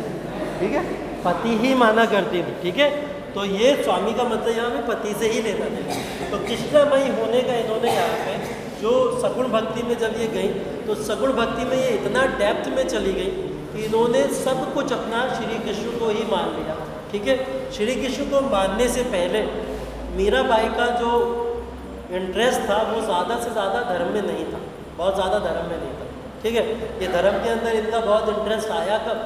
जब इनके जो पति थे, एक्चुअल में जो पति थे, उनकी डेथ हो जाती है। डेथ हो जाती है। राजा भोजराज का नाम आप लोग ने सुना होगा। राजा भोजराज बोला जाता है महाराणा सांगा के पुत्र थे। ठीक है, महाराणा सांगा नाम बड़ा सुना है सभी लोगों ने। तो महाराणा सांगा के पुत्र का क्या नाम था? राजा भोजराज। तो राजा भोजराज की ये पत्नी थी, कौन? मीराबाई। राजा भोजराज की एक वॉर में डेथ हो जाती है, जब लोदियों के साथ में एक वॉर होता है, तो उसी वॉर में क्या होती है? इनकी डेथ हो जाती है। इसी डेथ के बाद में मीराबाई अपने आप को पूरी तरीके से यहाँ पे न्यौछावर कर देती है और कृष्ण भक्ति में पूरी तरीके से लीन हो जाती है। उसी कृष्ण भक्ति में लीन होने के बाद इन्होंने बहुत सारी रचनाएं करी, बहुत कुछ लिखा। उन्हीं सब लिखने की चीज़ों को इन्होंने भजन के रूप में लोगों को प्रस्तुत किया, तो वो सब क्या बन गए? भजन बन गए। तो जितनी भी चीज़ों को इन्होंने यहाँ पे लिखा वो सारे के सारे भजन के फॉर्म में आपके सामने आ गए। ठीक है, तो मीराबाई के बहुत सारे श्लोक, रचनाएं या भजन आप लोग लगातार सुनते भी रहते, और बहुत सारी ऐसी रचनाएं यहाँ पे आती। लिखने को नहीं आएगा मीराबाई के भजन लिखिए। ठीक है, समझने को आएगा, बस आप समझिए इस चीज़ को कि उन्होंने यहाँ पे भजन को बहुत ज़्यादा यहाँ पे वैल्यू दी है। कीर्तन के बाद में अगर भजन का यहाँ पे किसी ने यहाँ पे कह सकते हैं हम लोग, पूरे भारत के अंदर किसी ने भजन के थ्रू अगर धर्म को फैलाया तो वो कौन थी? मीराबाई। ठीक है, तो मीराबाई का नाम हम लोग इसलिए याद रखते हैं। मीराबाई से रिलेटेड कुछ और चीज़ें आपके लिए काम आ सकती है, जैसे अगर ये भाषा की बात करूँ, कौन सी भाषा में ये लिखा करती थी? ब्रज भाषा। तो ब्रज भाषा का उपयोग किया इन्होंने यहाँ पे, ब्रज भाषा का उपयोग। ये रहने वाली कहाँ की थी? राजस्थान। ठीक है, राजस्थान में एक मरता जगह पड़ती है। ठीक, मरता MERTA बोलते हैं। ठीक, तो उस जगह को बोला जाता है वहाँ पे इनका जन्म हुआ था और पूरी की पूरी भूमि जो थी वहीं पे इन्होंने अपना पूरा का पूरा जीवन व्यतीत किया है और वहीं पे सारा का सारा ये भजन से लेकर जो भी धर्म है ये सगुण भक्ति को फैलाया इन्होंने, तो वहीं पे फैलाया। ठीक है, तो इस नाम को याद रखें। देखिए, अगर सगुण और निर्गुण भक्ति की तरफ आ जाए तो हमको एकमात्र नाम मीराबाई ध्यान में आता है और एक पद्मावती आता है, लेकिन वो बहुत पॉपुलर नाम भक्ति में नहीं है। ठीक है, लेकिन भक्ति में मीराबाई का नाम बहुत ज़्यादा पॉपुलर है। अगर सगुण भक्ति की बात करें या निर्गुण भक्ति में अगर हम लोग इधर आ जाए भक्ति के मार्ग में, लेकिन अगर हम थोड़ा पीछे चले जाए, हम लोग बोले कि जो नयनार संत थे या अलवार संत थे, उन संतों में बोला जाता है, नयनार संतों को 12 संतों का एक समूह बोला जाता है। क्या बोला जाता है? नयनार संत 12 संतों का एक समूह था। उन 12 संतों में एक महिला संत भी हुई जिनका नाम था आंडाल। क्या नाम था? आंडाल नाम था उनका। वो नाम सिर्फ और सिर्फ आपको वहाँ सुनाई देगा। ठीक है, और उसके बाद में अगर कोई आपको भक्ति में महिला का नाम सुनाई देगा तो वो कौन है? मीराबाई। ठीक, इसी तरीके से बोला जाता है कि अलवर संत हुए। अलवर संतों में टोटल बोला जाता है 63 लोगों ने अलवर संत को फैलाया। ठीक है, कितने लोगों ने? 63 लोगों ने। तो ये संख्या कभी कभी आपको परेशान कर सकती है। नयनारों के अंदर 12 संत आ जाते हैं और अलवर के अंदर 63 संत आ जाते हैं। ठीक है, तो नयनार और अलवर के अंदर ये लोग आ जाते हैं। तो नयनार के अंदर सबसे इम्पॉर्टेंट कौन है? महिला आंडाल, जिनको हम लोग बोलते हैं। ठीक है, और इसी तरीके से अलवार संतों के अंदर एक और महिला है जिनका नाम है करईकल। क्या नाम है? करईकल। ये नाम थोड़े वन लाइनर टाइप के हैं, फैक्चुअल नाम है, जो आपको शायद वनडे एग्जाम्स में ज़्यादा मिलेंगे। यूपीएससी पीसीएस में ज़्यादा नहीं ये परेशान करते हैं आपको, लेकिन कुछ वनडे एग्जाम्स में ये नाम आपको परेशान करते हैं, इसलिए मैं इसको यहाँ पे बता दे रहा हूँ। ठीक है, तो इससे रिलेटेड इस बात को याद रखिए, क्योंकि एक महिला संत की बात आई थी इसलिए मैंने पीछे जाके उन लोगों को भी बता दिया। ठीक है, चलिए आगे बढ़ते हैं। आ जाइए तुलसीदास के ऊपर।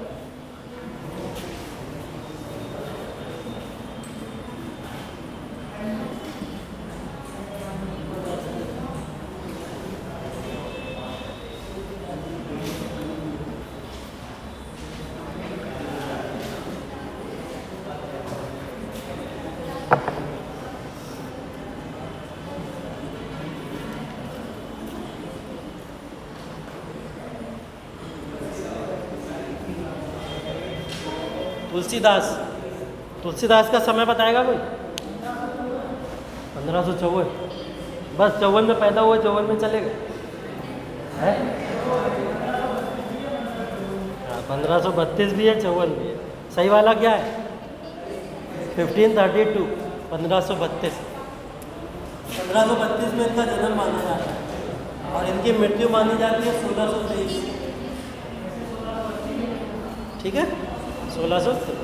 ठीक है, देखिए जो बड़े बड़े संत हुए ना, उनकी जो जन्म तिथि है या डेथ एनिवर्सरी, इन सब पे थोड़ा डिस्प्यूट रहा है डेट को लेकर हमेशा से।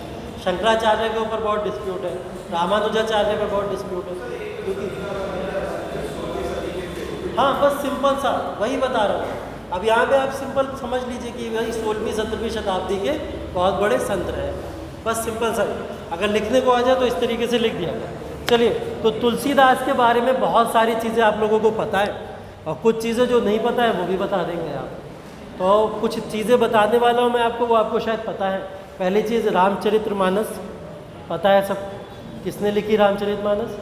इन्होंने, तुलसीदास ने। कौन सी भाषा में लिखी? अवधी के अंदर। ठीक है, अवधी के अंदर इसको लिखा गया। दूसरी चीज़, हनुमान चालीसा तुलसीदास। हनुमान चालीसा किसने लिखा? तुलसीदास ने, क्योंकि ये हनुमान के भी भक्त थे, हनुमान को भी माना करते थे। क्योंकि इनका मानना था, पहली तो चीज़, तुलसीदास भगवान राम सगुण भक्ति से लेने वाले थे। ठीक है, सगुण भक्ति रामामयी को फॉलो करने वाले एक संत हैं, जिसके अंदर जब भगवान राम को पूजा जा रहा है तो उन्होंने बोला भगवान राम से हनुमान को क्यों अलग कर दिया जा रहा है, क्योंकि हनुमान का सबसे बड़ा योगदान रहा उस पूरे के पूरे जो हम लोग रामायण पढ़ते हैं उस दौरान। ठीक है, तो इन्होंने भगवान राम के साथ साथ में हनुमान जी को भी उसी तरीके से पूजना शुरू किया। तो हनुमान जी को पूजने के लिए इन्होंने क्या करा था?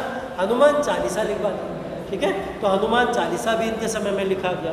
रामचरितमानस, हनुमान चालीसा इनके समय का। उसी को लेके इन्होंने एक हनुमान मंदिर बनवाया था बहुत बड़ा। ठीक है, जो आज के समय में भी बहुत रिलेवेंट है। और बोला जाता है पूरे भारत का सबसे बड़ा मंदिर वही है हनुमान जी, बनारस वाला। बनारस में संकट मोचन हनुमान करके एक मंदिर है, ठीक है, हाँ, जिसको हनुमान गढ़ी, ठीक है, हनुमान गढ़ी के नाम से भी जाना जाता है। तो ये बनारस के अंदर है, ठीक है। तो बनारस के अंदर इससे रिलेटेड भी प्रमाण बहुत सारे आपको मिलते हैं। तुलसीदास एक बहुत बड़े रचयिता थे, बहुत सारी किताबों को इन्होंने लिखा और किताबों के साथ साथ में इन्होंने कई सारी ऐसी रचनाएं की, जैसी रचनाएं लोगों तक पहुंची जिसने भगवान की भक्ति के बारे में बताया। ठीक, पहली जो चीज़ देखिए, ये अकबर के समकालीन दिख रहे होंगे आपको, जहांगीर के भी समकालीन दिख रहा होंगे आपको, ठीक है। तो जब ये उनके समकालीन थे तो इनको एक ऑफ़र आया था। ऑफ़र क्या आया था? अकबर ने इनको अपने नवरत्नों में ऐड करने की कोशिश की। अकबर ने क्या करा था? तुलसीदास को अपने नवरत्नों में ऐड करने की कोशिश की, लेकिन तुलसीदास ने मना कर दिया। तुलसीदास ने बोला कि मैं किसी भी ऐसे दरबार में या किसी राजा के लिए काम नहीं कर सकता, मेरा काम सिर्फ और सिर्फ ईश्वर के लिए काम करना है, तो मैं सिर्फ ईश्वर के लिए ही काम करने यहाँ पे आया। तो इन्होंने ये कहते हुए मना कर दिया अकबर को। तो अकबर को मना करने वाले, नवरत्नों में ना जाने वाले कौन है? वो तुलसीदास है। तुलसीदास को इसमें याद है। तुलसीदास की कुछ रचनाएं बताइए आप लोग। तुलसीदास की कुछ रचनाएं जो तुलसीदास ने लिखी। विनय पत्रिका, हाँ, दोहावली और गीतावली, सूरसार, हाँ, गुड गुड।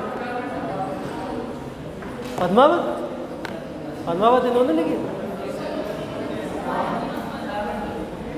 पद्मावत की इन्होंने रचना की थी, लेकिन पद्मावत को एक्चुअल में लिखा किसने था? मलिक मोहम्मद जैसी, मलिक मोहम्मद जैसी ने लिखा, ठीक है। तो देखिए बहुत सारी रचनाएं हैं, जैसे विनय पत्रिका बताया आप लोगों ने, ठीक है। हाँ, टोटल रचनाएं इनकी 25 हैं, बड़ी बड़ी रचनाएं जिनकी बातें कर रहा हूँ। कितनी है? 25 रचनाएं। और उन 25 रचनाओं में जो सबसे पॉपुलर रचनाएं हैं उसमें एक विनय पत्रिका आ जाती है, कवितावली आ जाती है, ठीक है, और क्या आ जाता है? दोहावली भी चलिए इसी में मान लेते हैं, ठीक। सूरसागर, सूरसागर, सूरसागर भी इसी के अंदर आ जाता है, ठीक है। कवितावली भी इसी के, सॉरी सूरसागर नहीं, तुलसी सागर, ठीक है। तो कवितावली भी इसी के अंदर आ जाती है, विनय पत्रिका भी इसी के अंदर आ जाती है, ठीक है। अभी जा रहे हैं सूरदास पे भी जा रहे हैं, सूरदास को पढ़ेंगे इसके बाद, ठीक है। दोहावली, गीतावली जितनी भी है सब इन्हीं की रचना है, ठीक है, हाँ, ठीक। चलिए इसके बाद में आ जाते हैं रायदास को।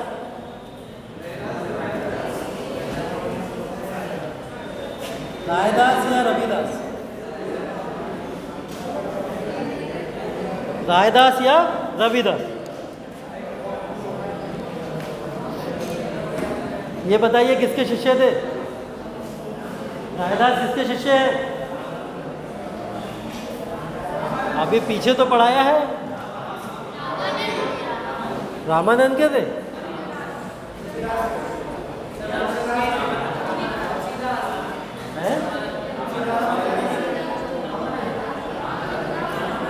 रामानंद के थे।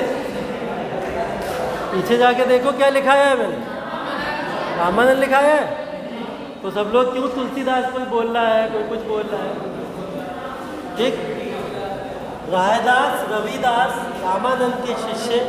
दूसरी बात, कबीरदास ने इनको एक उपाधि दी थी, संतों का संत बोला, संतों के संत के नाम से मशहूर है।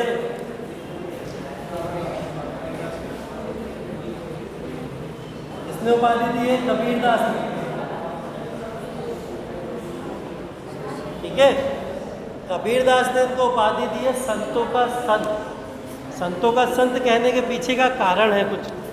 कारण ये है कि देखिए, रायदास, रविदास को माना जाता है कि ये एक बहुत उच्च जाति में पैदा नहीं हुए थे, ठीक है। बोला जाता था कि ये उच्च जाति में पैदा नहीं हुए थे, उसकी वजह से इनको संत मानने से लोग बचा करते कि इनको संत कैसे मान सकते हैं ऊंची जाति के जब ये नहीं, ठीक है। तो इसी चीज़ को इन्होंने यहाँ पे थोड़ा सा एक्सप्लेन किया है, लेकिन एक्सप्लेन किया है अपनी कुछ कर्मों की वजह से, ठीक है, जिसकी वजह से ये इतना बड़ा नाम जुड़ा, ठीक। इनसे रिलेटेड एक कहानी है, वो कहानी सभी ने सुनी होगी। क्योंकि एक कहावत इनसे रिलेटेड है जो उन्होंने लिखी थी। कौन सी है वो? मन चंगा तो कटौती में गंगा। ठीक है, किसकी है वो? रायदास या रविदास की। तो मन चंगा तो कटौती में गंगा। तो बाकी सब तो समझ रहे हो, ये कटौती क्या है? कटोरी। गाय की कटोरी? लकड़ी का। एग्जैक्टली, लकड़ी की टोकरी या कटोरी टाइप की जो चीज़ होती है उसको कटौती बोला जाता है। इनसे रिलेटेड एक कहानी तो आप सबने सुनी होगी, ठीक है, उसको रिवाइज करा दे। ठीक है, कहानी सुना दे। ठीक, तो कहानी क्या थी इनसे रिलेटेड कि देखिए, सुन लीजिए, बहुत ध्यान से सुन लीजिए इसको, क्योंकि इनके कैरेक्टर के बारे में आपको यहाँ से पता लग जाएगा और ये चीज़ पता लग जाएगी कि ये इनको संतों का संत क्यों बोला जा रहा है। ठीक, तो हुआ ये था कि एक ब्राह्मण समाज का एक व्यक्ति था, एक पुजारी टाइप के व्यक्ति थे। वो कहाँ जा रहे थे? गंगा स्नान के लिए जा रहे थे। तो गंगा स्नान के लिए जाते समय वो रास्ते में रायदास या रविदास को अपने जूते दे जाते हैं पॉलिश करने के लिए। ठीक, जूते पॉलिश करने के लिए दे जाते हैं यहाँ पे। तो इससे एक बात तो ये पता लग रही है कि रायदास रविदास कार्य क्या कर रहे हैं? जूता पॉलिश करने का काम कर रहे हैं। ठीक है, तो एक बहुत बड़े संत नहीं थे। ठीक है, तो एक बहुत बड़े संत तो थे नहीं जिसको हम लोग देख सकते हैं। क्या कर रहे हैं? जूता पॉलिश करने का काम।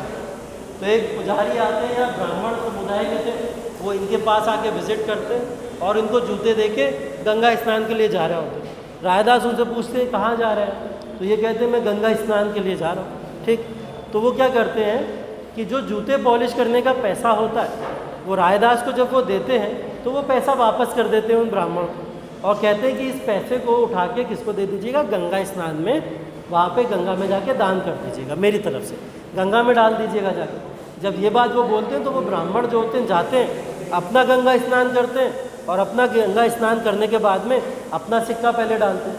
सिक्का डालने के बाद में निकलते होते उन्हें तुरंत याद आ जाता है कि मुझसे रायदास ने भी बोला था कि अपना सिक्का भी डाल देना। ठीक है, तो वो क्या करते हैं? उनका सिक्का निकाल के और तुरंत वहाँ पे गंगा के अंदर डालते हैं। और जैसे ही गंगा के अंदर सिक्का डालते हैं एक हाथ निकलता है वहाँ से और हाथ निकल के सोने का सिक्का उनके हाथ में रख के चला जाता है। ठीक, अब वो कंफ्यूज कि हुआ क्या ये। वो फिर अपना सिक्का निकालते हैं जेब से और फिर सिक्का डालते हैं, नहीं आया कुछ। क्यों? क्योंकि ये इनका सिक्का था। तो उनको ये बात समझ आ गई कि रायदास का मैंने सिक्का जो डाला था उस सिक्के के पड़ने की वजह से यहाँ पे मुझे सोने का कड़ा मिला। ठीक, तो वो सोने का कड़ा लेके निकले, जा रहे थे रायदास की तरफ कि मैं ये बताऊँगा उनको जाके। लेकिन मन तो लालची होता है, मन तो लालची होता है, मन में लालच उत्पन्न हो ही जाता है। तो मन में लालच उत्पन्न हुआ और वो ऐसा लालच उत्पन्न हुआ, उन्होंने बोला कि मैं इस कड़े को जाके सीधा राजा को दे देता हूँ और राजा मुझे इसके बदले में बहुत सारे उपहार देगा। ठीक है, तो वो जाते हैं, जाने के बाद में वो कड़ा उठा के राजा को दे देते हैं। ठीक, ये बात रायदास को नहीं पता, बिल्कुल नहीं पता। अब जैसे ही वो रायदास के पास में, अभी रायदास की कहानी को थोड़ा अलग रखेंगे, ये कड़ा किसको मिल गया? राजा को मिल गया। राजा ये कड़ा बड़ा खुश होकर अपनी महारानी को जाके दे देते हैं। महारानी से बोलते हैं देखिए सोने का कड़ा मैंने आपके लिए मंगाया है और ये सोने का कड़ा।